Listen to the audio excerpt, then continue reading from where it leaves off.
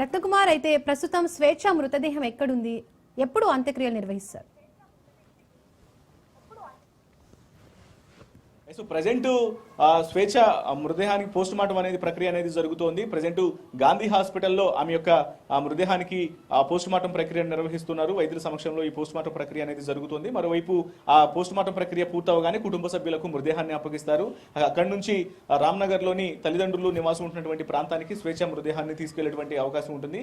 అక్కడే ఇవాళ సాయంత్రం లేదా రేపటి వరకు కూడా ఈ యొక్క అంత్యక్రియల ప్రక్రియ అనేది పూర్తి చేస్తారు. మొత్తానికి జరిగినటువంటి టోటల్ ఇన్సిడెంట్ లో టోటల్ ఎలక్ట్రానిక్ మీడియాలో ఉన్నటువంటి మహిళా న్యూస్ ప్రెజెంటర్లు కావచ్చు, లేకపోతే సహోద్యోగులు, ఆమె గురించి తెలిసినటువంటి వ్యక్తులందరూ కూడా కొంత విషాదంలో మునిగిపోయినటువంటి సిచ్యువేషన్ గానే భావించాల్సి ఉంటుంది. ఎందుకంటే అనేక సంవత్సరాల నుంచి మీడియాలో ఆమె కేవలం 1-2 కాదు, దాదాపు 15 సంవత్సరాల పైగానే మీడియా అనుభవాన్ని కలిగి ఉన్నటువంటి వ్యక్తి.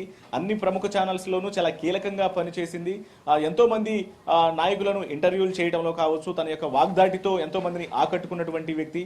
కేవలం న్యూస్ ప్రెజెంటర్ గా మాత్రమే కాకుండా ఒక ఉద్యమకారినిగా విప్లవ భావజాలను కలిగినటువంటి వ్యక్తిగా కూడా తెలుస్తోంది. కుటుంబీకులందరూ కూడా విప్లవ భావజాలను కలిగి ఉద్యమాల సమయంలోనూ ప్రజా హక్కుల కోసం పోరాటం చేయడంలోనూ చాలా ముందుకున్నటువంటి వ్యక్తులుగా మనకు సమాచారం అందుతోంది. సో ఇంత స్ట్రాంగ్ గా బలంగా ఉన్నటువంటి వ్యక్తి, మంచి కుటుంబ నేపథ్యాలను కలిగి ఉన్నటువంటి వ్యక్తి అసలు ఎందుకు ఆత్మహత్య చేసుకోవాల్సి వచ్చింది? నిజంగానే ఇప్పుడు వినిపిస్తున్నటువంటి వార్తల్లో భాగంగా ఒక వ్యక్తి కోసమే ఇటువంటి ఆత్మహత్యకు పాల్పడిందా, లేకపోతే దీని వెనకాల ఏదైనా బలమైనటువంటి కారణాలు ఉన్నాయా అనేది ప్రస్తుతానికి సస్పీషియస్ గానే ఉంది. ప్రజెంట్ పోలీసులు కేసు నమోదు చేసి దర్యాప్తు చేస్తున్నారు కాబట్టి ఈ దర్యాప్తులో అనేక విషయాలు వెలుగులోకి, వాస్తవాలు అనేవి బయటకు వచ్చేటువంటి అవకాశం ఉంటుంది. ఎప్పుడైతే నిన్న సాయంత్రం స్కూల్ దగ్గర నుంచి ఆమె యొక్క కుమార్తె రెగ్యులర్ గా ఇక్కడ నుంచి ఆటోలోనే స్కూల్కి వెళ్తూ ఉంటుంది. 9వ తరగతి చదువుతోంది ప్రస్తుతం కుమార్తె. ఆ స్కూల్కి వెళ్ళిన తర్వాత రిటర్న్ వచ్చేటప్పుడు స్వేచ్ఛ తండ్రి ఆ పాపను తీసుకొని ఇంటికి తీసుకొచ్చి ఇక్కడ డ్రాప్ చేసి వెళ్తూ ఉంటాడు. అలాగే రెగ్యులర్ గా అలా తీసుకుని వెళ్తూ ఉన్నటువంటి సందర్భంలోనే నిన్న పాపను శీలం రెసిడెన్సీ గేట్ దగ్గర ఆయన ఆ పాపను వదిలిపెట్టి వెళ్ళినప్పుడు లిఫ్ట్ ద్వారా పైకి వచ్చినటువంటి పాప రెగ్యులర్ గా ఎలాగైతే వస్తుందో అలాగే డోర్ ఓపెన్ చేసి ఇమ్మీడియట్ గా ఒకసారి తలుపు నెట్టేటువంటి ప్రయత్నం చేస్తే అప్పటికి లోపల డోర్ లాక్ అయి ఉండటంతో కింద వాచ్మెన్ కు విషయాన్ని తెలియజేసింది.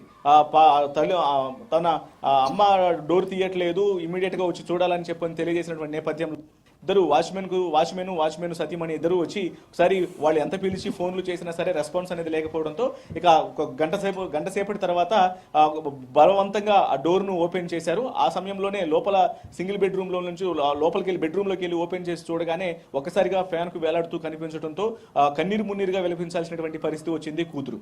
సో ఇప్పుడు ఆమె సైతం కుటుంబ సభ్యులతో కలిసి ఇప్పుడు కూతురు యొక్క జీవితాన్ని కూడా కనీసం అర్థం చేసుకోవాల్సినటువంటి పరిస్థితి ఉండేది. ఆమె కోసమైనా సరే ఇటువంటి నిర్ణయం తీసుకోకుండా ఉండాల్సిందే అనేది చాలా మంది చెబుతున్నటువంటి మాట. సో ఇప్పుడు ఈ వ్యవహారం మొత్తం కూడా ఇప్పుడు కూతురు ఎప్పుడైతే తల్లి ఫ్యాన్ కు వేలాడుతూ కనిపించిందో ఒక్కసారిగా విషాదంలో మునిగిపోయింది. ఏం అర్థం కాక ఇక్కడ నుంచి వాచ్మెన్ కావచ్చు, కూతురు అందరూ కూడా పరుగులు తీసి ఏడుపుతో గుక్కపెట్టి ఏడ్చినటువంటి పరిస్థితి రాత్రి విషాదకరంగా మారింది ఈ ప్రాంతంలో.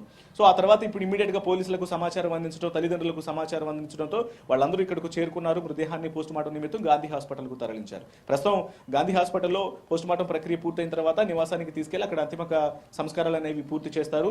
ఓవరాల్ గా ఒక ఆవేశపూరితమైనటువంటి నిర్ణయమా, లేకపోతే ఎంత ఎటువంటి ఇబ్బంది అనేది ఆమెను ఆత్మహత్యకు ప్రేరేపించింది అనేది ప్రజెంట్ పోలీసులు కేసు నమోదు చేసి దర్యాప్తు చేస్తూ ఉన్నారు. కాబట్టి దర్యాప్తులో భాగంగా అనేక వాస్తవాలు బయటకు వచ్చేటువంటి అవకాశాలు అయితే ఉంటాయి. దీపిక.